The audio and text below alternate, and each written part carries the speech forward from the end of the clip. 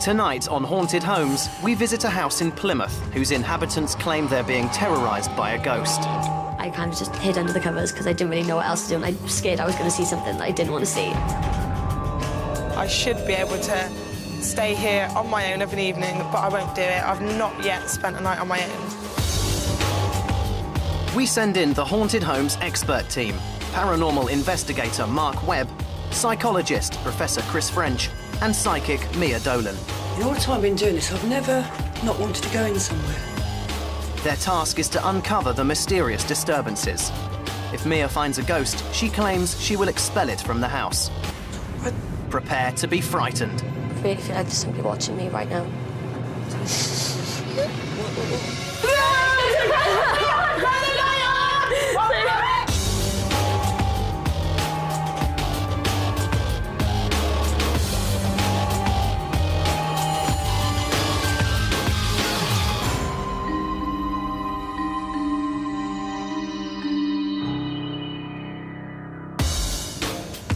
Some believe that the dead are all around, seen by only the most sensitive of us. With 1 in 5 Britons claiming to have seen a ghost in their lifetime, could they be right? Tonight we investigate Swan House, a former pub now home to 3 girls who are convinced that they're sharing their home with malevolent spirits. The first member of the Haunted Homes team we'll send in to investigate is Mia Dolan, one of Britain's leading psychics. But a psychic just means that I cover different areas in the paranormal. When I'm working as a medium, it means I'm working directly with spirit. I speak to ghosts. I speak to dead people. I don't need anybody else's validation. I don't need anyone else to believe in what I do, for I know what I do is right. It is right to be skeptical. It's right to always look for the logical explanation first. But it is absolutely amazing when you realise that ghosts are real. Tonight's case for investigation is Swan House, a former pub with a sinister past. Local stories about the pub include tales of tunnels used by smugglers in years gone by. 10 weeks ago, 3 friends moved into the house: Donna, Leanne and Antonia, along with Antonia's 4-year-old daughter, Ellie Mae. From day one, they claimed they were hearing mysterious noises around the house. But it was when these events took a more dramatic turn that the girls really started to worry. Donna, myself and Ellie Mae were in the front room. Ellie Mae was watching TV, and then the TV just fell. And it went in slow motion as well. So I managed to catch it just as it knocked her shoulder, so she didn't have the full impact of it. But I couldn't lift it back to its upright position by myself, so Donna had to come and give me a hand, because that's how heavy the TV is. After that happened, I felt really scared. I think we all did in the house. It was just, none of us stayed there on our own. More and more strange and disturbing things were happening. We went out to the shops, myself and Donna. We got back about 40 minutes later, and the cellar door was open. Despite being a heavy wooden door held shut by a solid metal bolt, the door had somehow managed to open of its own accord. It was unbolted, unlocked and opened, and that really scared us. I poked my head round, had a look around, but I couldn't see anything, but I didn't hang around there for long either, because I just don't like it. I was nearly crying when I ran up the stairs. It was horrible. To Antonia's horror, Ellie Mae appeared to be the main victim of the paranormal activity. I was looking through my photographs on my phone just to see what photos I had on there, and there's loads of photos of Ellie Mae, and even though we can clearly see it's Ellie Mae, it doesn't look like the usual bubbly, rosy Ellie Mae. There is one photo where her mouth's open and her teeth are out as if she's scared, as something's there and she's scared of it. None of the adults in the house have taken those photos. The fact that a lot of the focus seems to be on Ellie isn't nice, and I'm just glad she's young enough not to know and be oblivious to it all. But soon, disturbing events occurred at an alarming rate, and they weren't just focused on Ellie Mae. On 2 occasions, I've been in bed, I've kind of heard a creaking noise and sat up and my wardrobe doors opened. I kind of just hid under the covers because I didn't really know what else to do, and I was scared I was going to see something that I didn't want to see, so I didn't look. Despite only living in Swan House for 10 weeks, the girls claim to have been pestered relentlessly by paranormal activity. Phantom fingerprints appeared on the roof beams. Strange lights were captured on a camera phone. And claims that a spirit boy had tried to steal Ellie Mae's balloon. Ellie Mae! Part of me thinks that it might want to harm us, and another part thinks it's just playing games with us, whatever it is. I should feel really comfortable here. I should be able to stay here on my own of an evening with Ellie Mae in bed and have a bath, watch TV and do whatever, but I won't do it. I've not yet spent a night on my own. We gave the girls a video camera to see if they could get proof of their claims. They attempted to spend the night alone in the house, in the dark. The scariest room for me was my bedroom. It's actually really quite dark in here. There was a lot of action going on the camera. So did you see any of this thing? Did you see that? Yes. See? Did you see that then? There's loads of them. That was worse because that went across me. It didn't go down. Mate, can I just make things a little bit more scarier? Your wardrobe door's open. Mate, your wardrobe door's never open. I know. They were closed. They were closed when we come in. My main wardrobe Main door is wardrobe. ajar. And we stayed in my room for about 8 minutes, but we couldn't handle that room any longer than that. It was just too cold and there were too many strange things going on, so we had to leave. The wardrobe door has now been closed. We went downstairs into the cellar. I was filming at that point. To see if anything happened. We sat in the cellar for quite some time. That's me. I told you it was me. Oh. Right, we're now now's on this bit because this bit is pitch black even I don't like this bit.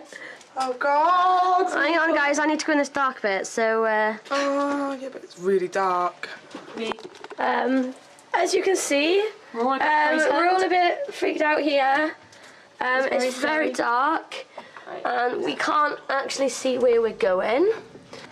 Oh. No, it's all right, sorry. Oh, okay. Guys, no, seriously though, I don't like it. Mate, come on. Okay, guys, come on. Just keep holding my hand. Mate, I just saw something.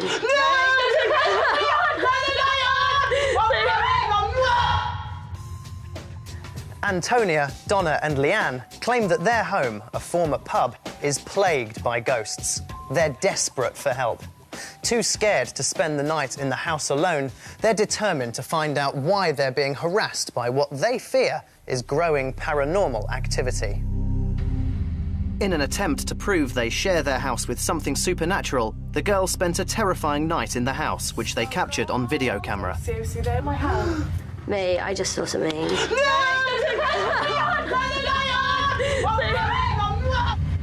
So terrified, the girls only managed to spend a draining 25 minutes in the dark. Unsure of what to do, they've decided to call in the Haunted Homes investigation team to help locate the alleged supernatural menace and expel it from their home. Mia is the first to arrive in Plymouth, one day before the rest of the team. She will examine objects from the house in a practice known as psychometry. I'm going to do some psychometry, and psychometry is when I hold the objects and get some information, not from the object. The object doesn't start speaking to me. What it does is it allows me to start seeing images and pick up information this way. Right, we'll start with this. With this, I see an old lady, an elderly lady with silver hair, and she's wearing an apron like a pinny. The feeling from this is family, really, so there's nothing nasty with this. A bottle.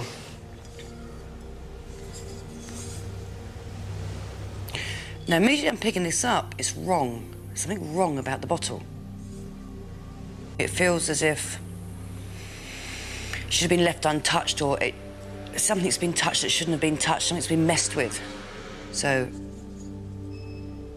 my instincts are starting to say that somebody has maybe unwittingly, not meaning to, has stirred something up paranormal in his property. because it's a mistake, is what I'm getting with this. It's like somebody's unearthed something they shouldn't have done. What's worrying about these objects, obviously we're getting the paranormal activity. The most worrying is this bottle. And it is just a glass bottle. It's a bit dirty. There's something somebody's messed around with, accidentally done it perhaps. But this only comes in normally if it's something evil, because evil can only come by invitation, just like good can only come by invitation. And I'm really hoping that's not what we've got, because it's very, very heavy. But I don't have any doubt we've got something at the property. But it is quite worrying.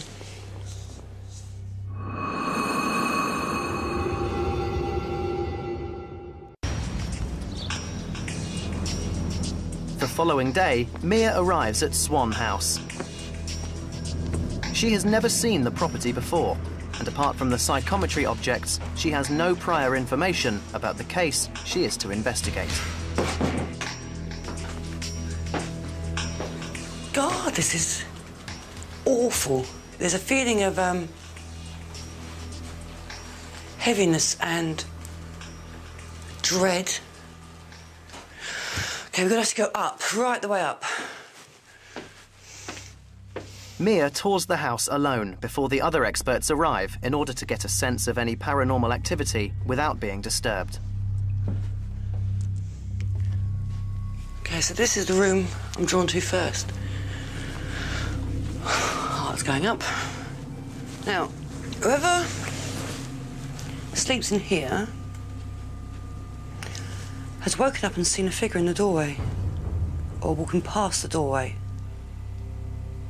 Okay, let's check out the other room. It was the two Intrigued by what she has learned, Mia makes her way across to the second bedroom to see what else she can uncover. It's like this is copycat. So whoever sleeps in here is experiencing exactly the same thing as the person in the other room. We've got the doorway, the dread, ice cold. It's a very, very ominous feel. Very uncomfortable.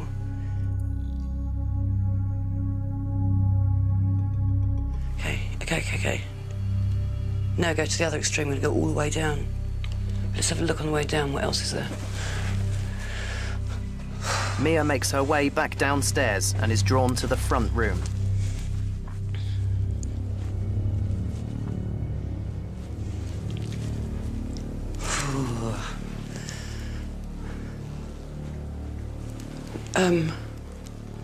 So my senses are spinning at the moment. I'm not actually drawn to the seats, I'm drawn to the window. Either somebody's been seen looking out the window, or someone's walked into this room and seen somebody by the window. It's electric in here. I could list tons and tons of things that happened. Things have been moved around, we've got electricals, we've got television, we've got sound, we've got banging, we've got something by the window. Got a ghost. Got a ghost, let's go down. Let's go down, I don't want to talk to it, I'm going out. Got a ghost in the room. Got a ghost in the room right now. Finally, she makes her way down to the cellar, the most chilling spot in the house. It's like going into the bowels of hell. This is, absolutely bloody awful. In all the time I've been doing this, I've never not wanted to go in somewhere. Even when it's really bad, my interest is always up. But I didn't want to come in here.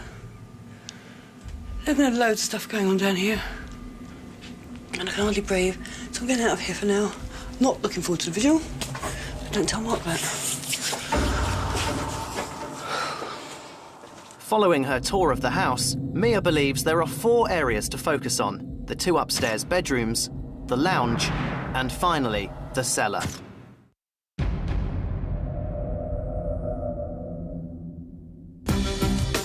Mia is accompanied by her very own paranormal investigator, Mark Webb.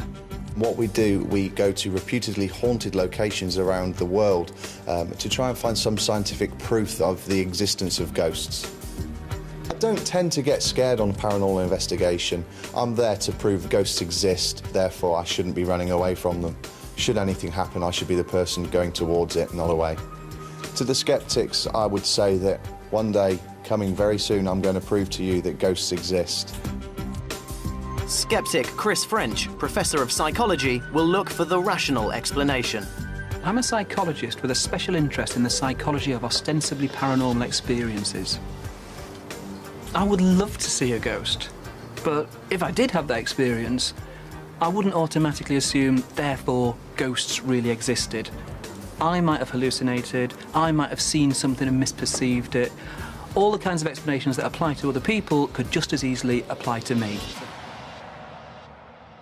What will Mark and Chris make of Swan House? How long have you been in that house? On arrival, Antonia and Leanne are keen to show them the front room where Antonia's 4-year-old daughter, Ellie Mae, was nearly crushed by a falling television set. TV.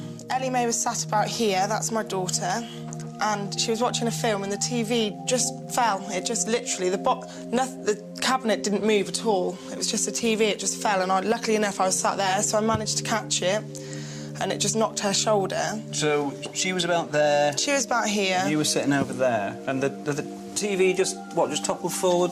Yeah. Like that kind of motion? Exactly like that.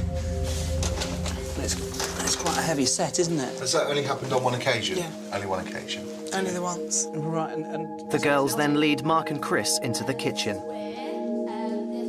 They're keen to hear the boys' thoughts on the incident involving Ellie Mae and her balloon. Donna, or the housemate, put a balloon up here that belonged to Ellie Mae, had left the room, came back in, and Ellie actually had hold of the balloon.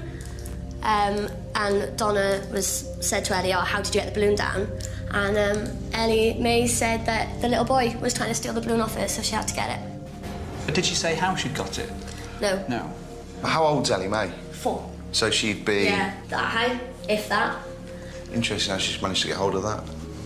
But obviously you've got the two sides to the story. One is Ellie Mae, how did she get hold of the balloon? And secondly, who's this little boy? Yeah.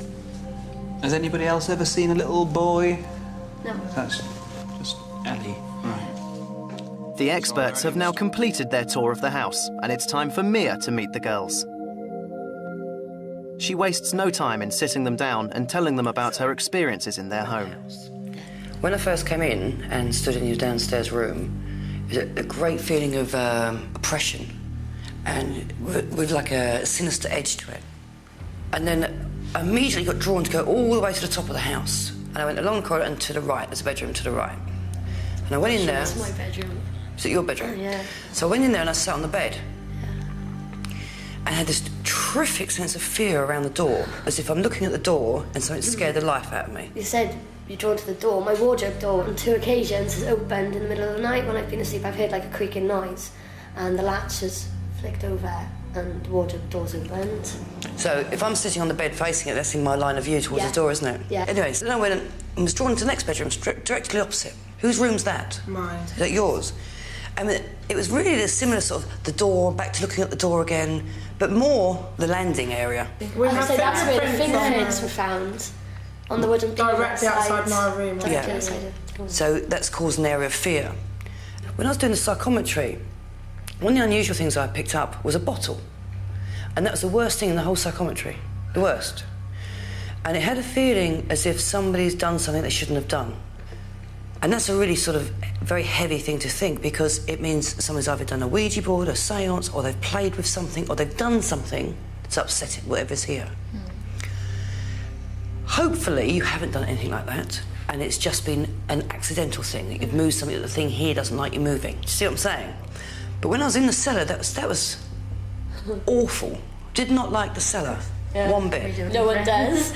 It was just really oppressive, and I've been into a few cellars, but there's something wrong down there, and I had this sort of weird sound of barrels and chains, like something being dragged across. And one of the last places I went to when I walked round was the living room. Walked in, there's a ghost standing by the window. Which window? To my right, as I went in. And I've got it there. And so every time I tried to be in the room with it, I couldn't think of anything else to say. So I had to walk out. That was the one room we felt fine in. But our friend who was outside thinks he's seen Leanne in the window twice of an evening. He shouted up to her, but we were all in bed. It wasn't me. I was in bed. And he said the first time he shouted up, she moved behind the curtain.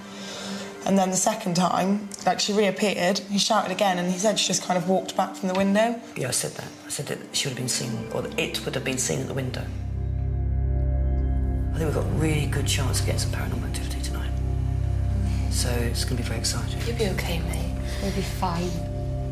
After Mia's confirmation of a supernatural presence in the house, the girls are apprehensive about the night ahead. I'm a bit scared, but more, like, I'm more interested. You know, I'm a bit scared of what we're going to see, but I want to see something, you know, I want it to prove to me that it's not all in our imagination. Yeah, that's no, what I it's like, not all in just our the heads. fact We're not all that- silly little girls, you know, that we are actually feeling and seeing There things. is something. I'm not looking forward to it at all. I wish we didn't have to do it anymore. I'd rather just leave it where it is, Yeah, but- to not have to go through tonight. And no, I'm not looking forward to it at all. Now that psychic Mia Dolan has visited Swan House, she's convinced it's inhabited by a ghost or entity. The next step for our investigation team will be to experience a night in the house to see if they witness any paranormal activity. Mia, together with Professor Chris French and paranormal investigator Mark Webb, will join Antonia, Leanne and Donna in a night-long vigil.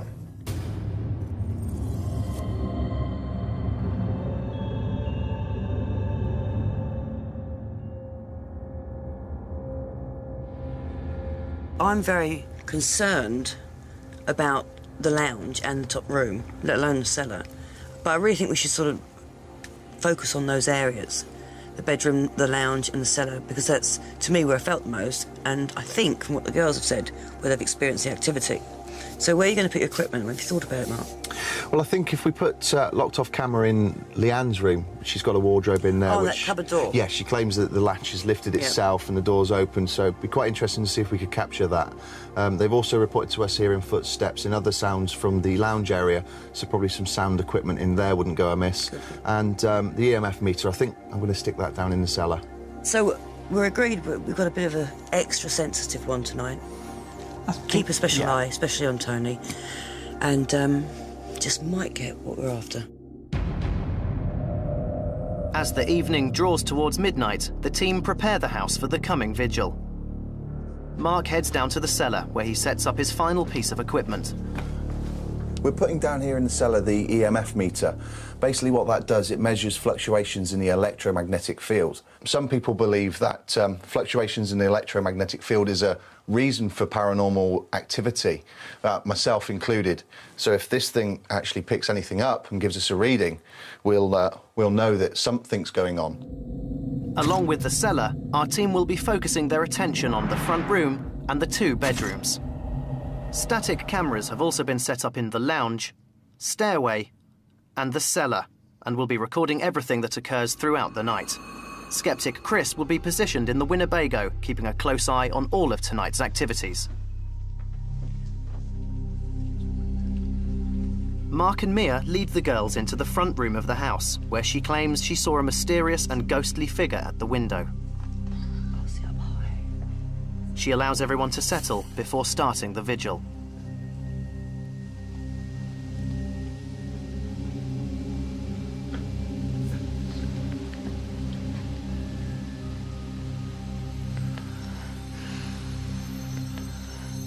With no obvious activity in the lounge, Mia leaves the girls there alone.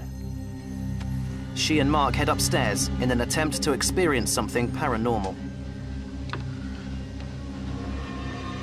This seems to happen in no time. Yeah, that's going out. Fucking Nielsen just touched in the back. I don't get scared. Outside in the Winnebago, Chris keeps a careful eye on things as they unfold.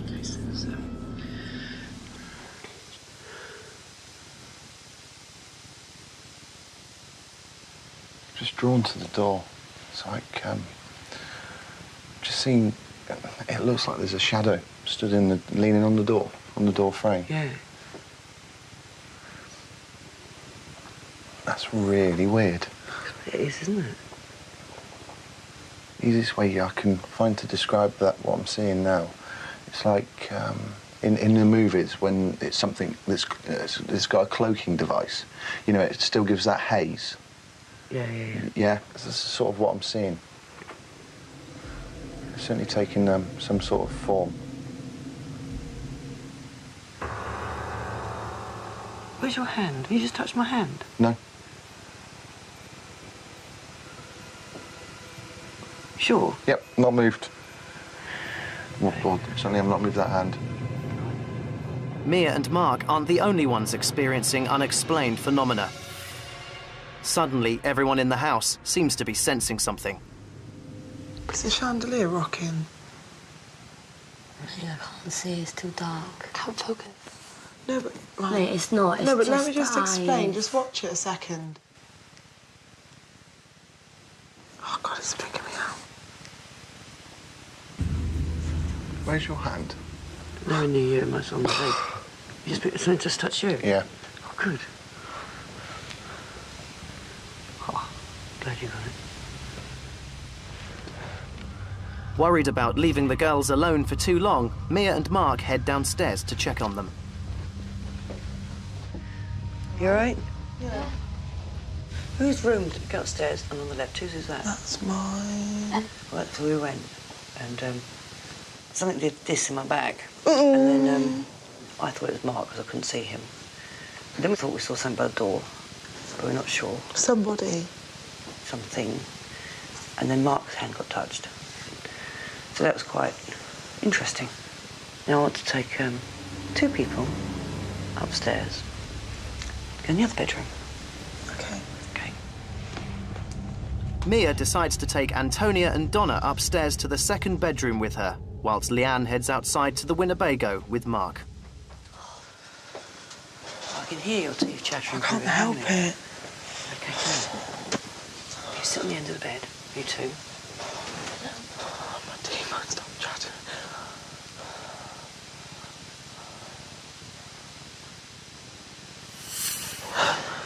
Oh, shit.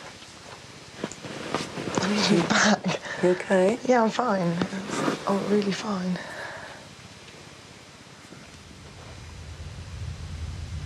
Is he all right? It's me, that's me. What happened? What happened? Talk to me. Talk to me. Tony, talk to me. Talk to me. Come on. What? What? What's the matter? Come on, what's the matter? Tony, what's wrong, mate? Tony, talk to me. What? Come on, talk to me. Come on. Breathe. Talk to me. No, I'm okay. You sure? What happened? I can't. Huh? Come on, talk. What happened? It's several minutes before a terrified Antonia is able to tell Mia what she believes she has seen. It was kind of a very strange and neutral colour, kind of disfigured egg-shaped thing. I think if I know what's going on, I'll be all right. With Antonia's sensitivity to the vigil, Mia decides to leave Swan House and join Chris and the others outside in the Winnebago. With everyone reporting psychic activity, Mia decides to draw attention to the cellar. So I'm going to put somebody in the cellar. Leanne. On their own? I'll come down with you. Yeah. Okay, you've been monitored. Yeah. And the reason I'm choosing you is because you said Yeah. you're really into this. Yeah. And that you're facing Fine. fears, yeah? Yeah. Fine. Come on then. With that, Mia leads Leanne back inside the house and into the most terrifying area of all, where she'll be left alone with only a video camera to communicate with the others. This really is the darkest place. Very oppressive. While Leanne prepares herself for her ordeal, outside in the Winnebago, the girls monitor her every move. Come on, doing this.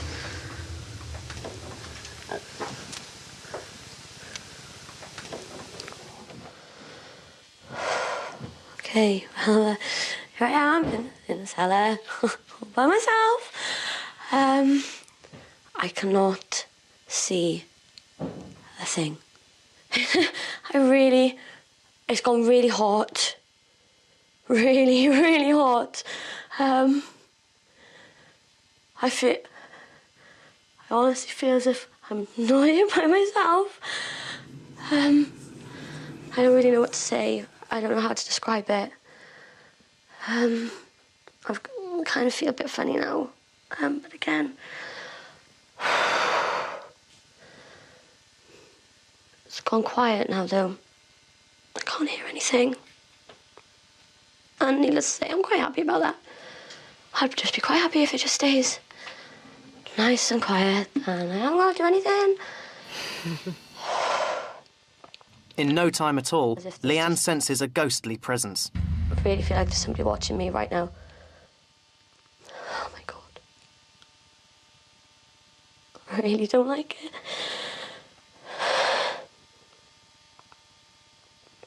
It's so quiet. I don't understand why it's so quiet.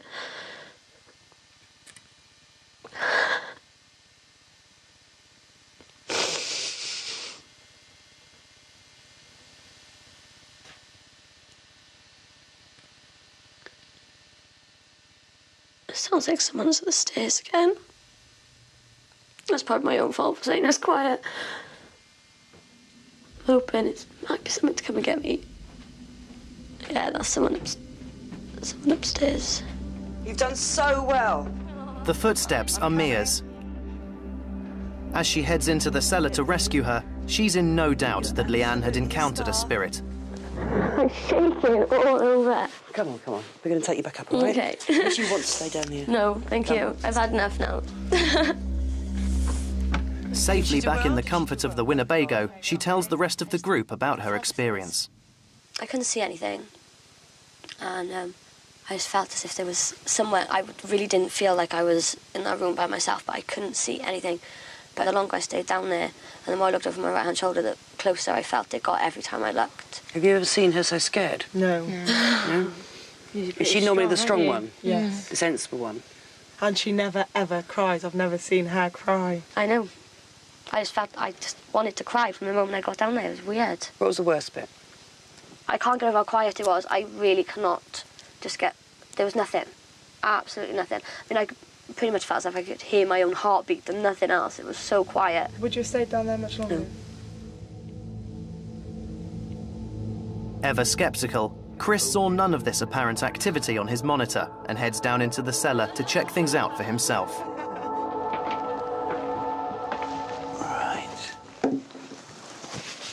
Okay. Right. Just say hello to all my fans back in the Winnebago. Hope you're all having a nice time. Right. Very, very quiet down here. And I have to say, I feel pretty cold down here. I don't actually feel warm. I can see what people mean about the kind of oppressive atmosphere down here. I think the big difference is that I don't believe in ghosts. It just feels like standing in the middle of a dark cellar. So the moral of this story is, you think you got a ghost, get a skeptic in.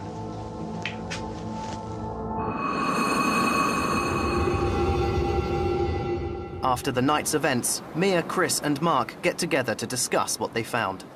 I think the one thing we can agree on from last night is that the girls were the scaredest contributors we've ever had on a programme. Definitely. And regardless of if you agree with what they saw or didn't agree, they were terrified. Absolutely. We had some phenomena. I had some very interesting experiences. Most importantly, I think, was the sound. I'm amazed that the machines didn't pick it up. I know. I am as well.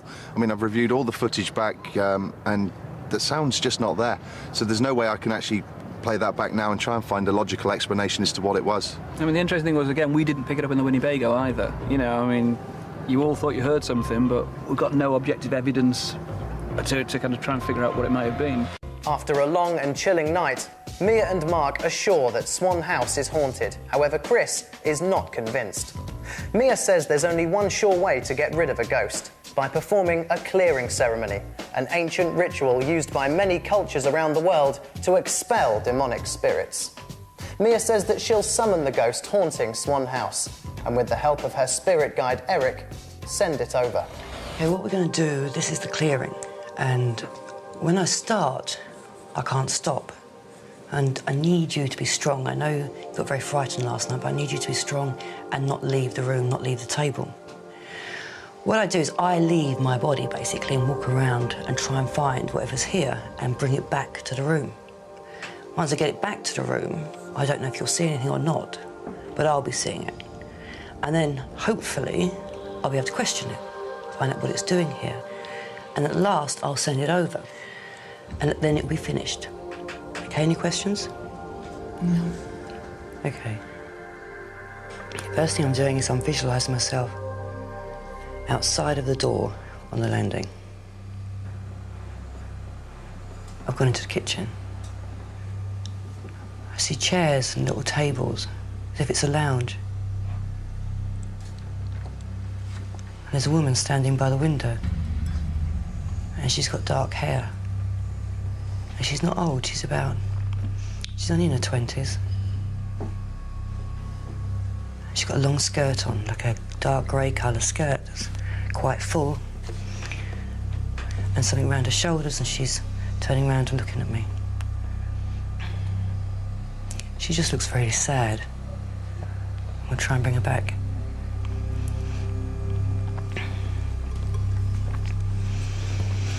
Okay, she's over by the window. See, I'm seeing it as a different window, and it's got an old-fashioned dressing across the top, like a really thick, heavy old material, and the wooden curtains coming down the side, and she's looking out of that. She's looking out to sea. She's in love with somebody that went to sea, but she didn't know he was going to sea. And they were meant to get married. And he didn't come back. She's died of an illness that marked her face. But she didn't want to go over in case he came back.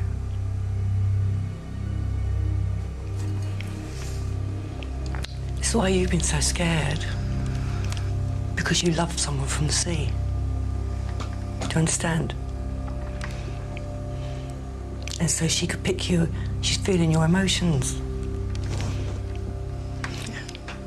What about the television? Oh, she didn't mean the television. She didn't mean to do the television. It's just the energy, her energy pushed the television. She was actually trying to stop it. It's very sad, she doesn't know how to get over. She cleaned here. She worked here. And her man was a fisherman. And his name was Paddy or Patrick. I think it's Patrick. What's your name? I think it's Elizabeth. Yes, probably Beth.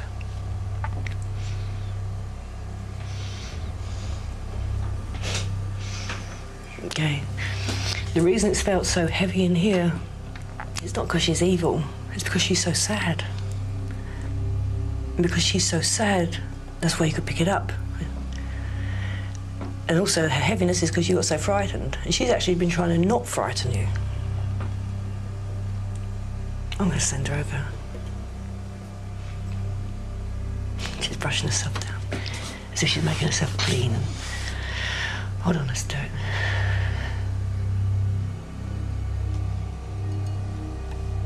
I'm seeing a doorway. It's like a light doorway opens beside. And as it's opening, her skin that was all marked is all clearing.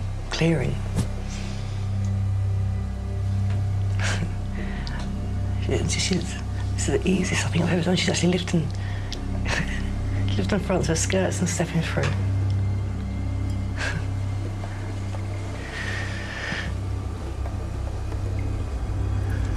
The doorway's closed. And the light's going.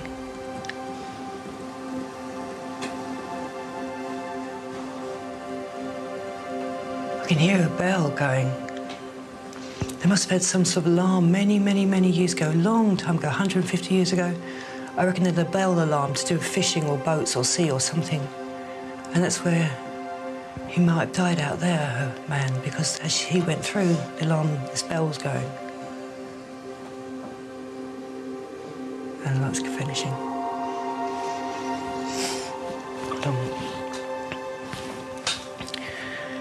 De profundus clamave ad te, Domini. Domini exaudi vocem meam, fiant ores tuae, intendentes invocium, deprecationis meae, si iniquietius observerus, Domini, Domini quesus tenebi, et ipse redime Israel, ex omnibus iniquietibus ejus.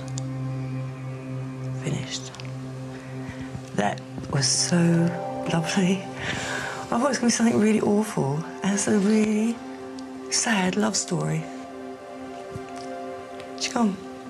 You didn't have anything evil, you didn't have anything nasty, you had a broken-hearted young woman who didn't know where her man was. Mia tells the girls what she believes happened to Patrick, the young fisherman. When I first started, I thought he'd been press-ganged or taken away from her. But I think what she meant was he was taken away. It was an accident at sea or fishing or something like this. So it's not what I expected. It's not an evil entity. Just somebody very, very sad. Are you okay? I never expected her to find a sad person. I assumed that it was going to be something nasty or, you know, not the way it turned out. Totally didn't expect it. Shocking. And we were obviously living in fear of something there was no need to be living in fear of. If we hadn't called Mira in, we might never have known that. I don't want to move, no way. I want to stay for a long time. I love it. Definitely. Yep. During the clearing, Mia claims that she uncovered the tragedy of a young woman called Elizabeth who lost her lover in an accident at sea. In 2 weeks' time, our cameras will return to Swan House to see if the clearing ceremony worked and if the ghost of Elizabeth has gone.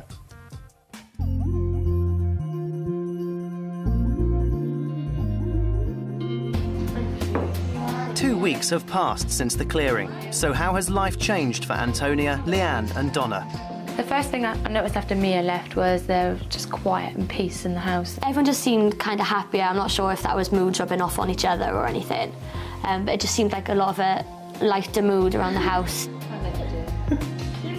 After about 20 minutes of being in the house on our own, I decided to go down to the cellar. And I stood in there for about 20 minutes, and it didn't feel scary at all. It just didn't bother me. I go down there all the time now, in the dark, to put the gas on and things, and it's fine. So how do they feel about their home now? I love living here, I do now. At first I was getting a bit, wary of it all because it's getting a bit scary, but now I really do love it here. It's a nice, big, normal house, nothing to worry about, nothing to fear. It's perfect to live here, it's lovely. We love living here. In blue. When I look back on everything that happened, I do believe that something was here. I'm not too sure what it was, but I do believe there was something, and I do believe it's gone now, whatever it was, yeah. It's definitely made me believe that there is, and there are ghosts out there, and stuff like this can always happen to people, and you never quite know who it's going to happen to or when it's going to happen next.